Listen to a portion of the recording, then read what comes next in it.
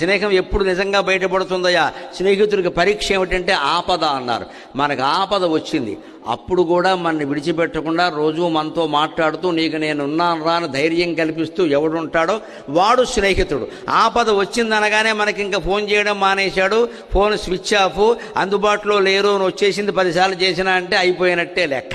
ఆపద్గతం నచ జగాతి. స్నేహితుడు ఎప్పుడు ఆపదలో ఉన్నవాడిని విడిచిపెట్టాడు. అంతేకాదు దదాతి కాలే, సరైన సమయంలో సాయం చేస్తాడు. డబ్బు సాయం కావచ్చు, మాట సాయం కావచ్చు, లేదు ఏ పరీక్షలో తప్పడం వల్ల ఏదో ఇబ్బంది రావడం వల్ల మానసికంగా కృంగిపోయి ఉంటే రూముకి వచ్చి ఓదారుస్తాడు. కొంచెం పోవాయా, ఇది పెద్ద విషయమా, ఫలానా పుస్తకం చదివావా, ఆయన ప్రవచనాలు విన్నావా, చూడు షార్ట్ వీడియోస్ ఉన్నాయి, అందులో చెప్పారు అవమానం జరిగితే ఏం చేయాలో, సన్మానం జరిగితే ఏం చేయాలో, నిరాశ నిస్పృహలు లేకుండా ఏం చేయాలో చెప్పారు చూడు అని కాస్త మాటలు వినిపించడం ఉంది. తద్వారా మనిషిని తిరిగి ఉత్తేజితుడిని చేస్తాడు.